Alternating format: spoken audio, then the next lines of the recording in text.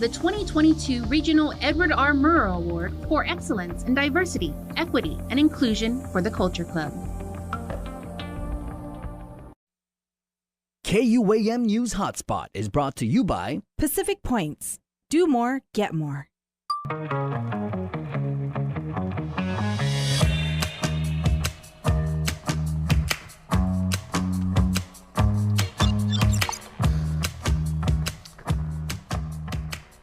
There you guys are. Happy Wednesday afternoon to you, well, mid-morning I should say.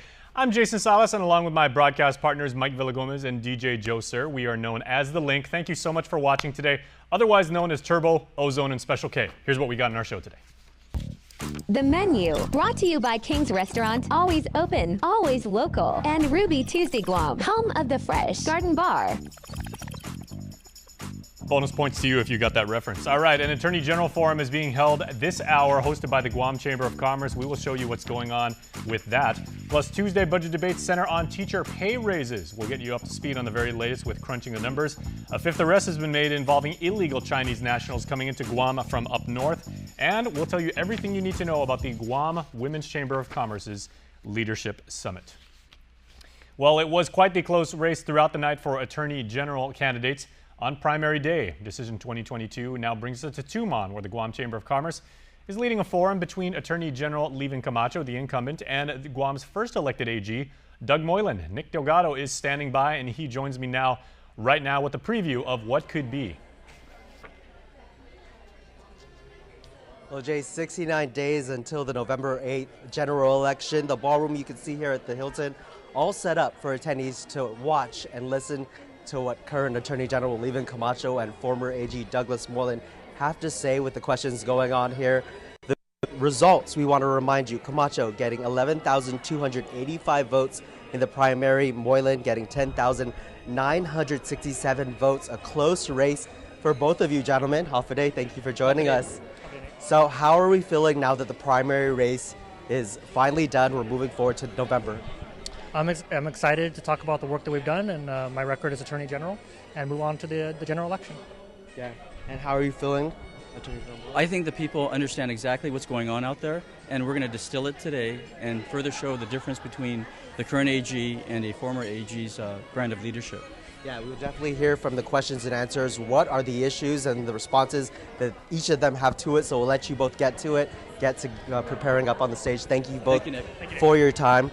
Thank you again. And again, this is all going down with the Guam Chamber of Commerce here at the Hilton Ballroom. Now, after those results came in, Jace, following that, Moylan issued a statement saying the outcome in November will be the difference between reversing the crime wave versus worsening crime and crime statistics.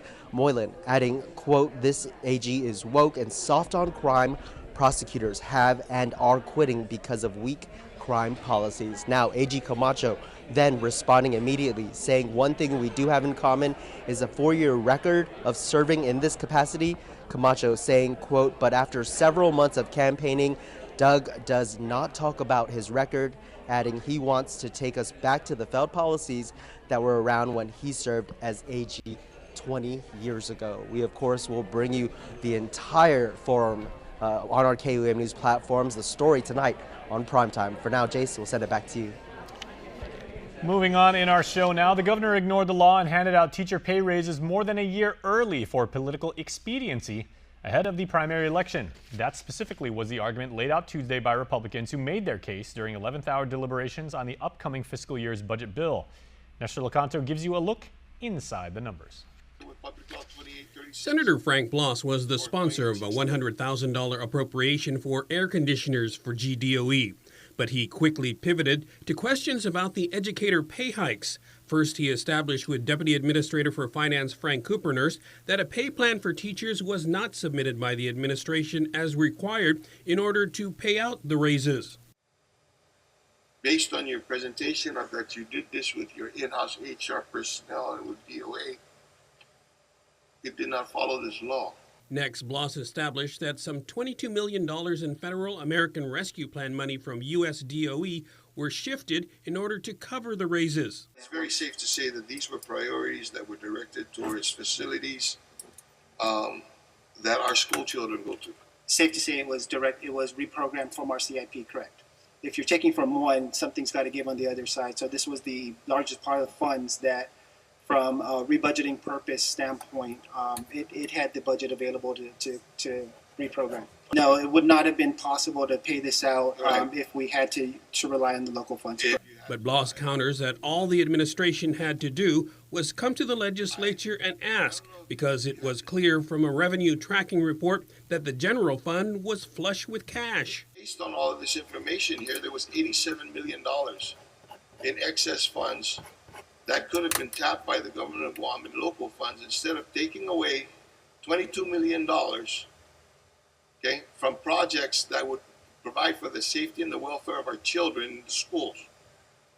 And that GWA was basically forced to use its ARP funds to be able to satisfy a political promise for pay raise at a time when your local coffers had no money. Meanwhile, Senator Tony Atta, who is running for lieutenant governor, stepped in to counter opposition criticism that he was against the pay hikes. It wasn't against the raises. It was the process and how the raises were given. And that's why we need to ensure that the administration needs to take full responsibility for what is lacking now at the Department of Education in the priorities set forth by the ARP funding. A new pay plan has since been submitted to be effective with the new fiscal year. For KUAM News, I'm Nestor Laconto.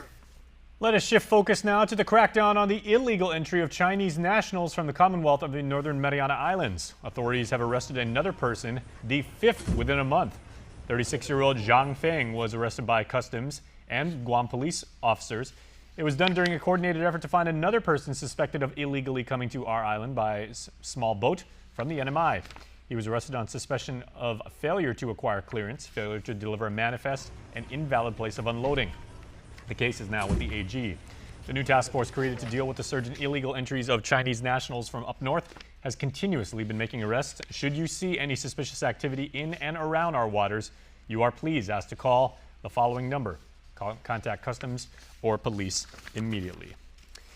And late Tuesday, there was another arrest, being a 34-year-old Shai Fujun, who has been detained on similar charges of failure to acquire clearance and the charges I was mentioning earlier. Police say he was believed to have arrived from the CNMI on January the 26th. He too was booked and is confined at DOC. A federal judge is indicating she's open to appointing a so-called special master, being a neutral party to examine material seized from former President Trump's Florida estate. A hearing has been set for this week as intelligence officials continue to assess any potential national security fallout connected to those documents. Investigators reviewing evidence seized from former President Trump's home earlier this month say they found a limited number of documents that could be covered by attorney-client privilege. Sources close to the Trump legal team say that helps make their case for an outside attorney or special master to be appointed to review the documents. They're going to try and get the judge involved, get a third-party special master involved to slow this down, to put a monkey wrench in the DOJ's investigation. Today, the Justice Department has a deadline to respond to Trump's request for a special master. Thursday, a Florida federal judge is set to hold a hearing on the matter. Friday's release of the heavily redacted affidavit behind the FBI's August 8th search reveals of the 15 boxes returned to the National Archives in January, 67 documents were marked confidential, 92 marked secret, and another 25 marked top secret. The affidavit also indicated that some of the documents may have contained information from CIA spies or informants. This is the most sensitive material of the United States intelligence community. The Office of the Director of National Intelligence, Avril Haines, is leading a review of the classified materials found at Mar-a-Lago to determine any potential risks to national security. Bradley Blackburn, CBS News. Back to local news this morning. A grand opening was held for the corporate office of Wings Aviation. Joining us now is Hannah Devanzo from the Tumon Sands Plaza, and she has the following report. Hannah, hi. Jason. I'm here at Wings Aviation for the grand opening of their corporate office. Joining me, I have Perla Cordero, who is the COO. How are you doing today? Good, wonderful, excited. Yeah, and you guys gave really thorough presentations. And actually, I just learned you guys are the ones that put on the drone show for Liberation Day, right? Yes, we are. And it's always a great feeling, overwhelming feeling to be able to do something like that for our community, our entire island. Yeah, and so I know you guys had the drone show, but your products offer so much more. Go ahead and go into that. Well, I mean, what are we available for? And I always mention, or the start of every presentation is what the main takeaway is, what can drones not do? Drones can do so many things, and that's why we are known here at Bella Wings for being full service providers. And it's because we want to be able to capture every platform out there that's as far as services, to be able to provide that service to our island, whether it be on an educational platform or services across the board. We want to be able to cover that. Right, and law enforcement can even utilize your products, correct? Absolutely. Law enforcement, first responders, really. I mean, that's a really big deal right here on the island, especially because we're surrounded by body of water. We want to be able to assist in situations like that, in emergency situations like that. We want to be here for our entire island community. There's so many things that drones can do, and like I said, the takeaway here is, what can drones not do? And I can keep saying that over and over because it's such a diverse, wide range of services that drones are able to do. And we want to be able to continue to share the growth of this ever-evolving technology here on the island. I mean, I've traveled to expos, or here in the U.S., and I have to say, I'm so proud of what we are doing here at Bella Wings Aviation, and not just us here, but there are other drone companies out there that's doing what we're doing as well. And I have to say that we are not far behind. We're not even behind. We're just on top of the rest of the industry players across or around the world that are in this industry as far as drone technology. So I'm proud to say that we're one of the big players, and we're here for the island, and we're gonna continue to grow with everyone else that's doing it. All right, and we're gonna go ahead and bring you guys a live demonstration. You can go ahead and come in and show us. All right, so what are the viewers gonna see? So they're gonna see a tiny little FPV drone that I'm gonna fly around with some headset goggles. All right, go for it.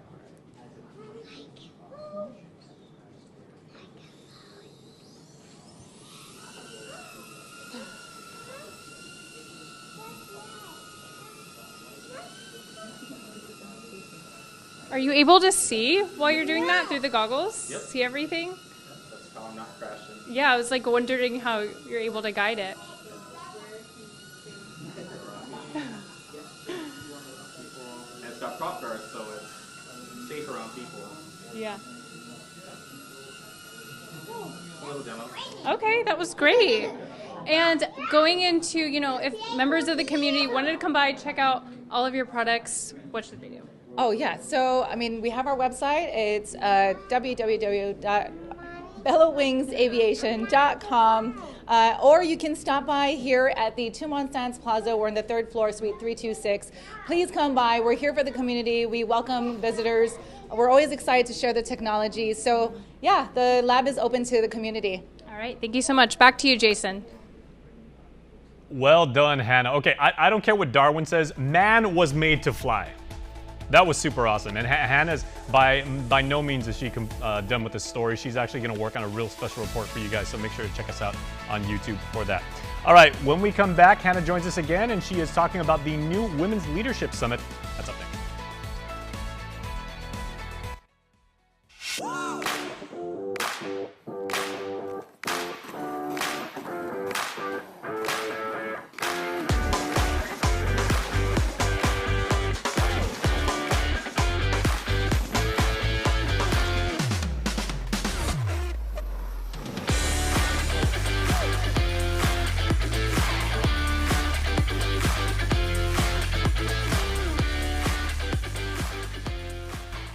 Say hello to the First Hawaiian Bank mobile app.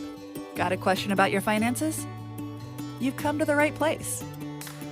Bring all your accounts together, even those that aren't with us, and see the big picture, right down to the smallest detail. Unlock powerful tools like Insights and Money Map that help you save time and take control of your finances. When you connect accounts with the First Hawaiian Bank mobile app, it all starts with yes. Today, I'm Kelina from Doc's Kitty College. And I'm Kristen from Doc's Daycare and Preschool. And we are so honored to be caring for the children of Guam. The Governor's Child Care programs help businesses like ours to really focus on the kids. These programs also help nonprofits and after-school programs and grandparents and so many families. Visit www.guamchildcare.com to learn more about the Governor's Child Care programs. This ad is paid for with funds administered by DPHSS.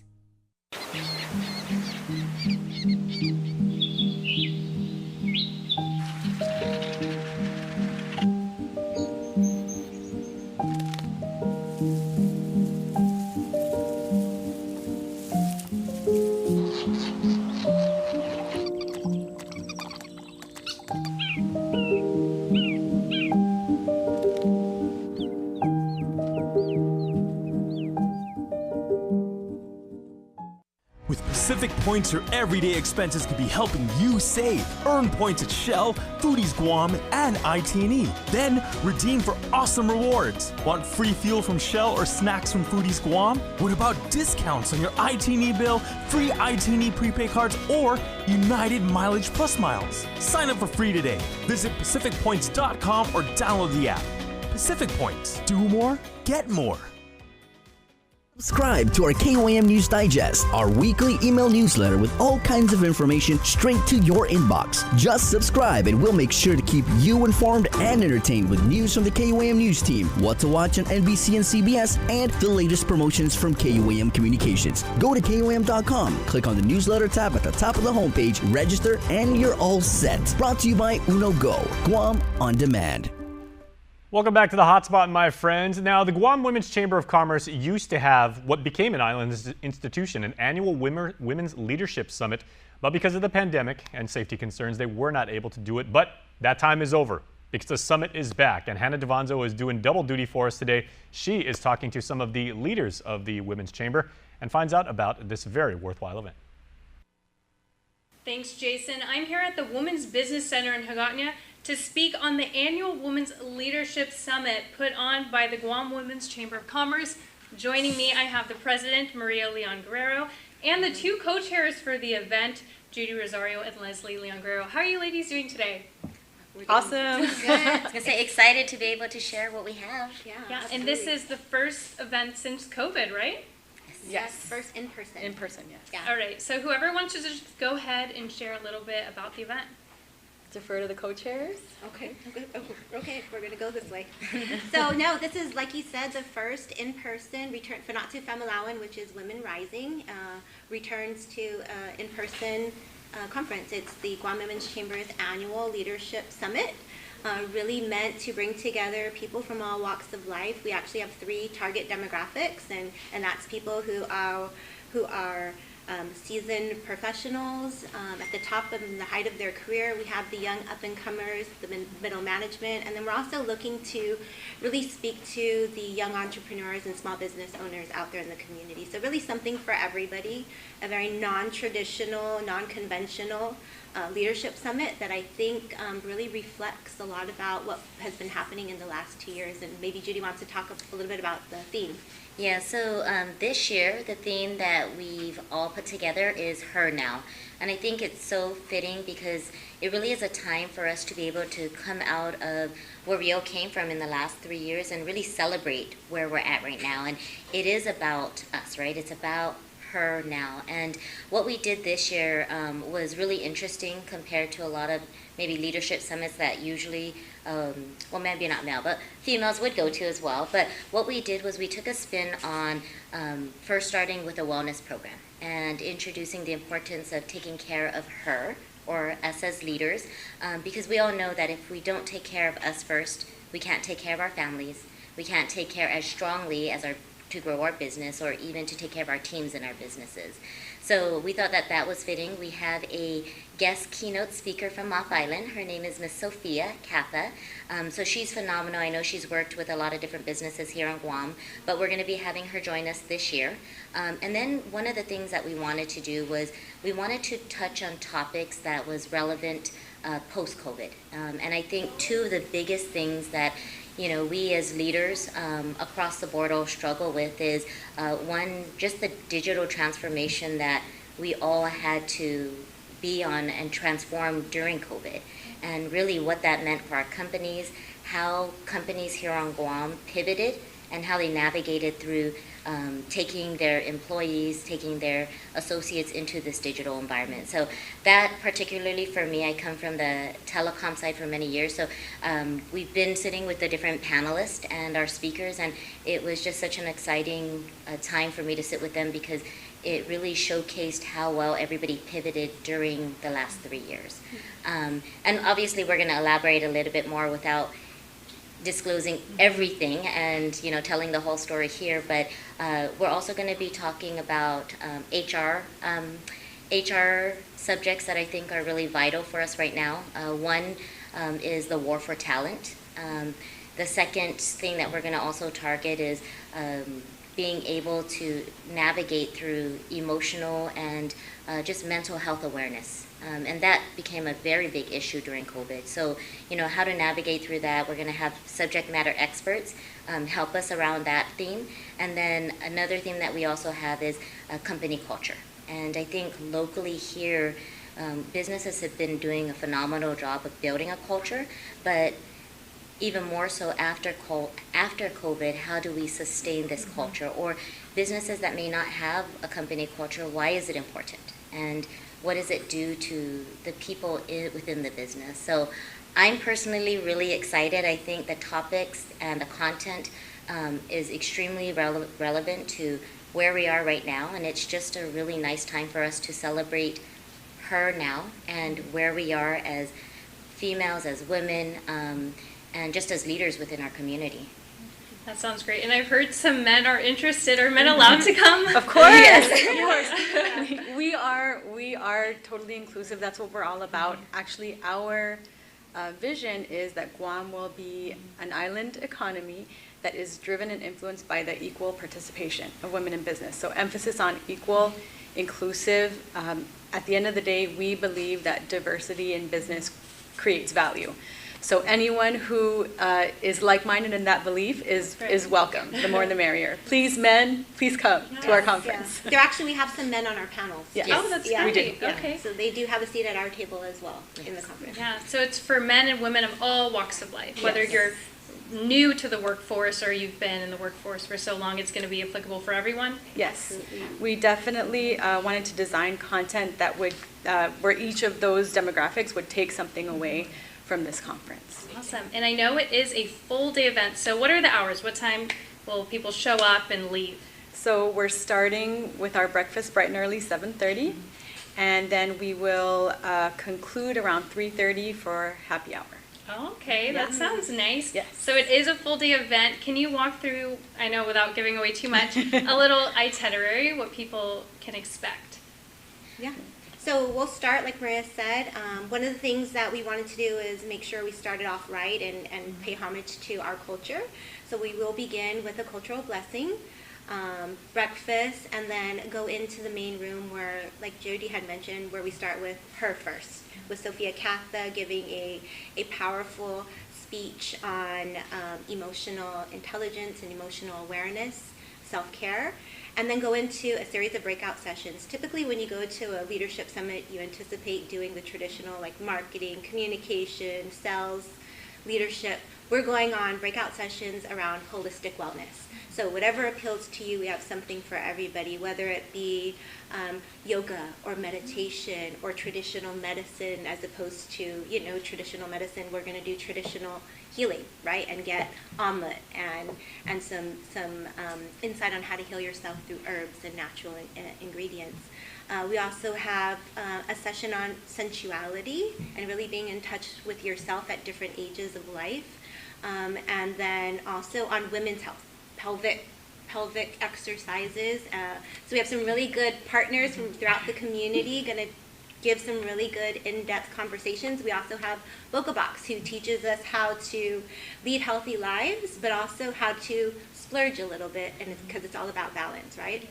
And then after our wellness sessions, we'll go into our 2 panels, the one on transforming the experience, which is all about that digital transformation that happened during COVID, and then into our HR breakout sessions, and then ending with our final panel on inspired women inspire women, and how just sharing stories from a few of our women in the community that have gone through some major losses in their life but still continue to win, and how they've triumphed through adversity, to really end the day in an uplifting way that says, you know, we all struggle in a different way. Even though you may seem like from the outside you have everything together, there's a lot of things that go on that a lot of people don't see. And so just being human and vulnerable and allowing our event goers and attendees to really make a connection with these ladies, we thought would be the perfect way to cap off the day, and then release everybody into the wild world of happy hour and into the marketplace, right? Okay. So we do have a marketplace that's full of local entrepreneurs and innovative artists that have products that will be on site for display and for sale. So. Okay, that's awesome way to give back. Yeah. I love that it's hands-on too. It's not just like you're sitting there for a seminar. You're also getting to participate. That's really awesome. Yeah. So is there a limit to how many people can purchase tickets?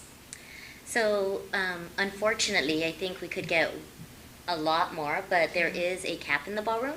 So we are capping at 300. So definitely get your tickets. The early bird special, we just ended that on Friday, and we did really, really well, but we definitely have we do have a few more tickets left, so, you know, those that are watching, get your ticket now.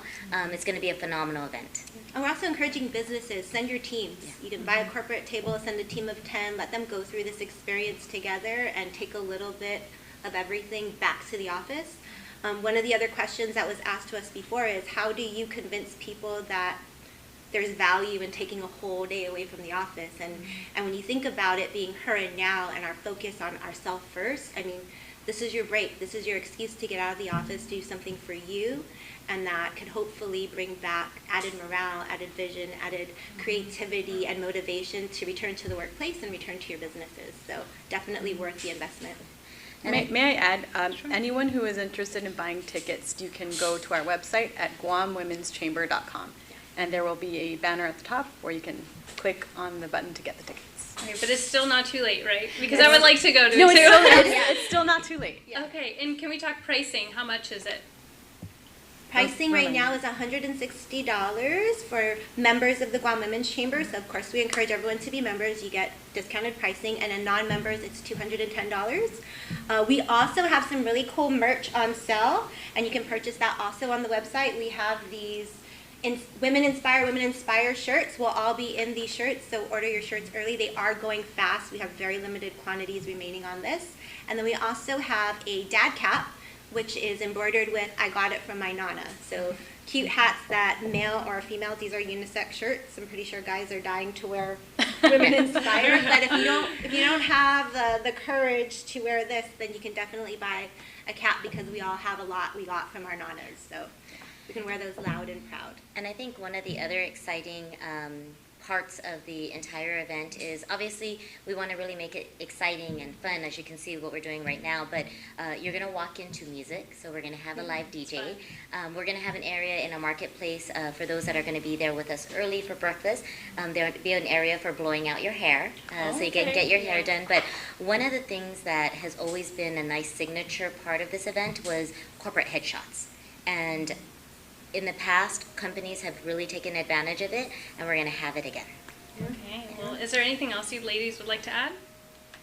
Just a shout out to all of our sponsors, yes. Right? Because we couldn't have made this possible without the support of a lot of our community partners, and I know Maria has them. Yes. So I want to thank KUAM for coming on as a sponsor. So you are now a sponsor.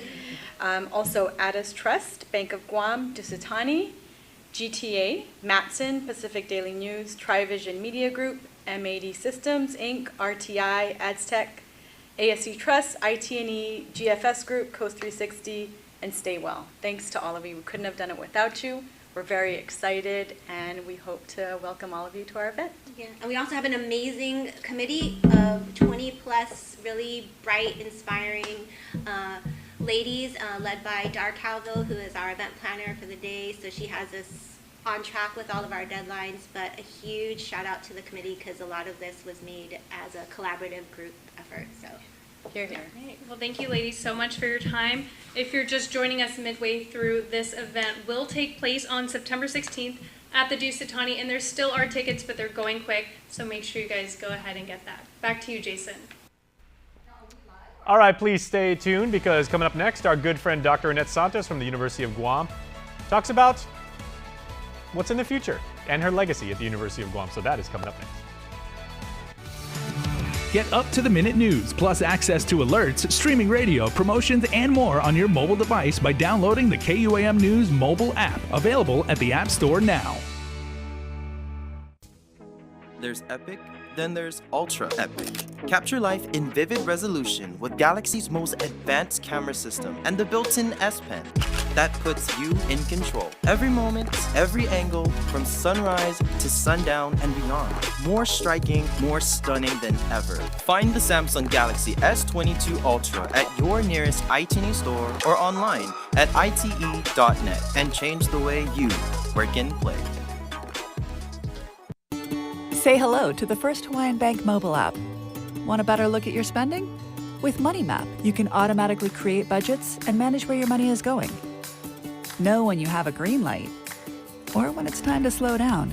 Maybe cook more meals at home this week. Set your goals, track your progress, and find your way to exactly where you want to be. With Money Map from the first Hawaiian Bank mobile app. It all starts with yes. Off today, I'm Kelina from Doc's Cutie College. And I'm Kristen from Doc's Daycare and Preschool. And we are so honored to be caring for the children of Guam. The governor's child care programs help businesses like ours to really focus on the kids. These programs also help nonprofits and after-school programs and grandparents and so many families. Visit www.guamchildcare.com to learn more about the governor's child care programs. This ad is paid for with funds administered by DPHSS. Pacific Points is more rewarding with friends. Refer as many friends as you want. There's no limit. Referring friends is fast and easy. Simply log into your account on the app or website, then tap or click on Refer a Friend. Earn bonus points when they sign up and make a transaction. Earn 100 bonus points for every friend you refer. Pacific Points. Refer friends, get rewarded.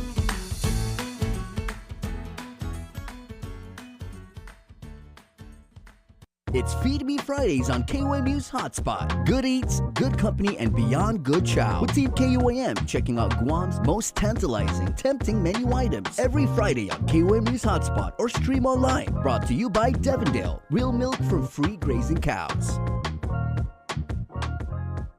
Subscribe to our KUAM News Digest, our weekly email newsletter with all kinds of information straight to your inbox. Just subscribe and we'll make sure to keep you informed and entertained with news from the KUAM News team, what to watch on NBC and CBS, and the latest promotions from KUAM Communications. Go to KUAM.com, click on the newsletter tab at the top of the homepage, register, and you're all set. Brought to you by Uno Go, Guam on Demand.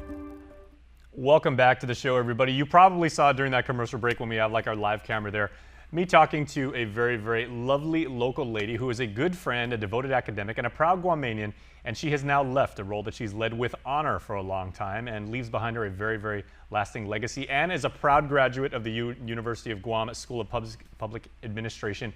I have infinite respect for Dr. Annette Santos. I can't believe, Annette, we are calling you the now former dean of SP. Has it really sunk in yet? It has, I think, in terms of the role, but my heart is still there. I just sent a message. And clearly so is your fashion, because you wore UOG green. Yes, it's Green Day today. That's a lovely shade of green, by the way. That's a UOG all the way. Thank you. But yeah, it hasn't sunk in yet. I'm still teaching part-time, so I still feel connected. But I think I'm going to have to take some time to reflect on what I've done and then plan the way forward, because when we talk about strategy, it's always about where are we going and how we're going to get there. So I need to be a practitioner of what I teach. You'll never truly step away from SPVA, because that's part of the challenge and the fun of business is, you know, it's always evolving, it's always changing, it's always challenging. And that's why it's hard to separate, right? Not only have I formed a family with SBPA, I've developed a level of care for it that you just can't let go. And it's not just for SBPA, it's for the entire university. I think that the University of Guam as a whole has a duty and responsibility to care for its community, and being brought up in that campus community, that's the commitment, and you don't just walk away from commitment, you kind of just evolve from it. So well, let's talk about what led you to the decision, because obviously, you know, you've still got lots and lots of energy, you've got a lot of ambition.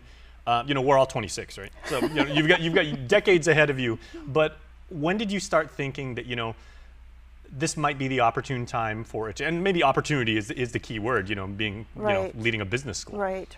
I had thought about it a year ago, but honestly, this was like, I was talking to my daughters about this.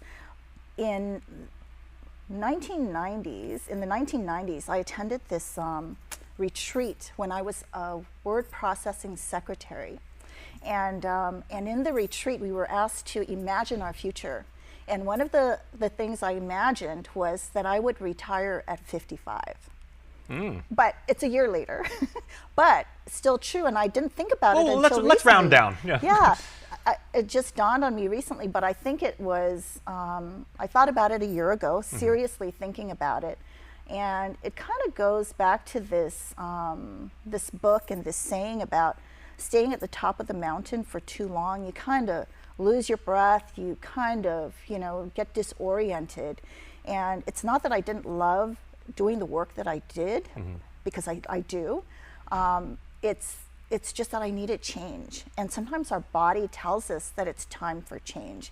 And that's what led to the decision. And it's not that I didn't love the work or the people, it was just that I was ready for it. And you told me this. I remember I did a week-long series on Charter Day earlier this year, and when I had the pleasure of interviewing you again, as I do every year for Charter Day, I can't believe we're not going to be able to do that anymore. Come back on it. You know, your place on this show is secure, right? But I remember when I did that interview with you, you said, as business majors, we not only have so much reverence for capitalism, but you know, competition is in our DNA. We crave challenge. You know, we look forward to, you know, you say, what is your favorite project that you've ever worked on? The next one. Right.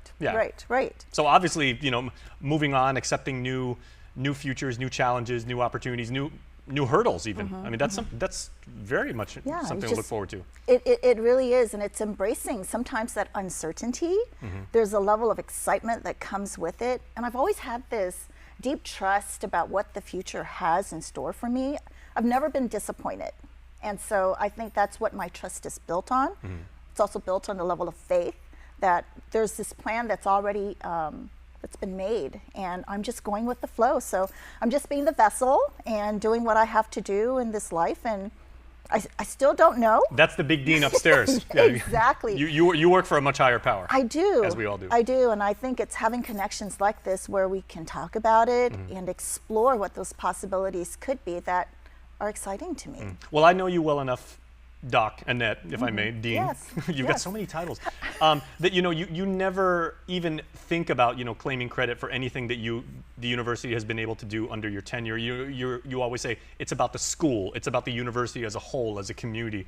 But during your time there, the only constant really is change, especially again for a business school. And SPBA changed in so many different ways, and all positive. Right. Yeah. So maybe talk about like some of the programs, you know, the initiatives, the different ways students like had to learn or wanted to learn. Yeah, that's a lot to talk about. But we got until 6. You know, we don't have to do the news until then. So it really begins with looking at fulfilling the needs of our community, right? So what does our community need? Our community needs leaders. And how do we create leaders? It's through our programs and trying to get the support of our faculty and of our university leadership to launch some of these new programs, which we were able to do. We saw that there were a lot of really neat capstone projects and deliverables that our students and faculty were producing, and so we thought this leads to something more. It just can't like sit on a shelf. And so we came up with 2 new centers, the Center for Entrepreneurship and Innovation and also the Regional Center for Public Policy. And so that kind of brings the academic programs into another realm of productivity, and that's research, technical reports, community engagement, really fostering discourse in our community about topics that are so important, whether it's business related, policy related, and all leadership related. So that was important to us. And then it became something bigger than ourselves as an island. It became more of a regional interest, because the students that come to the University of Guam mostly are from our island communities, our neighboring islands, and we thought, well, we need to be where they're at. And so we thought, well, there's been requests for our programs to be present at some of the community colleges, and what can we do about that? And so we explored having the Bachelor of Science in Criminal Justice program being the pilot program to serve as an outreach or a presence in the community, and that's what we did. And we had a successful first cohort. We're drumming up interest for the second cohort with the Northern Marianas College, and they're just like really happy about the University of Guam being present and providing opportunities for students who are full-time employees, have families and homes and commitments right there in Saipan, and they appreciate the fact that they don't have to leave all of that to pursue an education.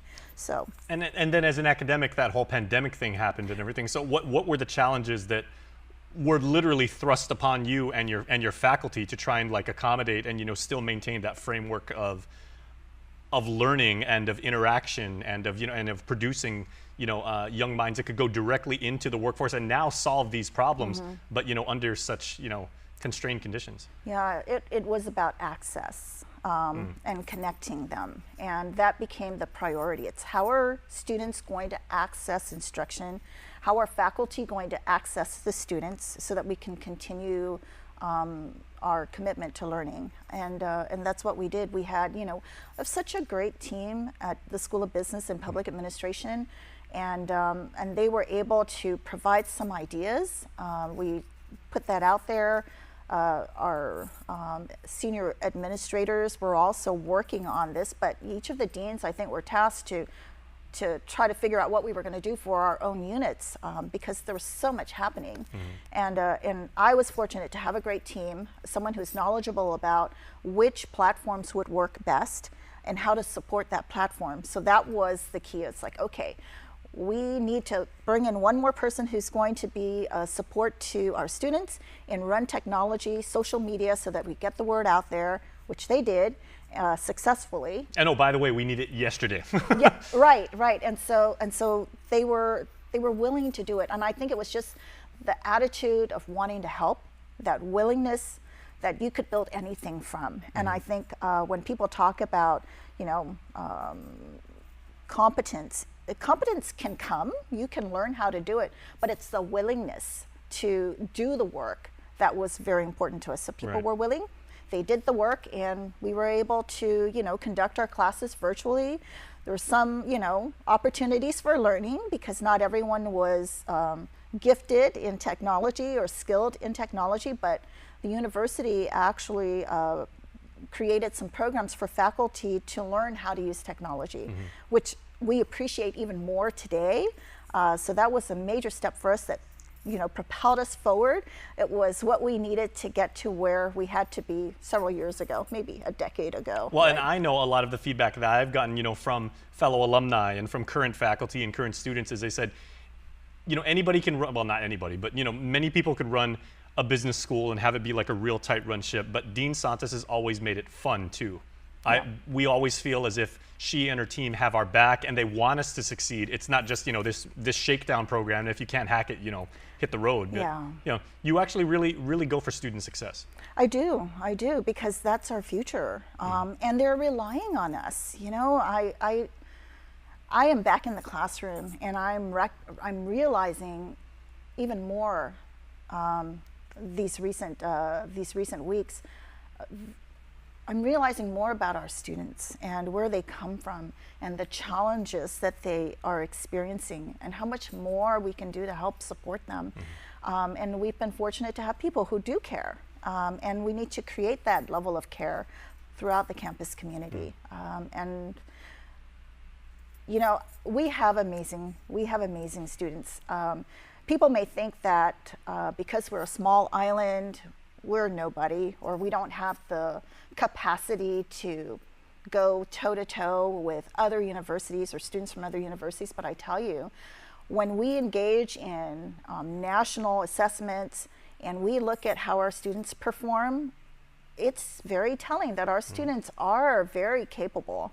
And they're very, very proud without being narcissistic or, you know, just being, you know, like, oh, look at us. It's like, it's that island culture, right? Exactly. We're taught to be humble and respectful and confident. But also represent your family, represent your village, represent your school. Yeah. And, you know. Yep. And I always remind them, don't be ashamed of where you come from. Guam is a beautiful place, first of all. The reason why it's not highly profiled is people haven't heard of it. It's still pristine because of that.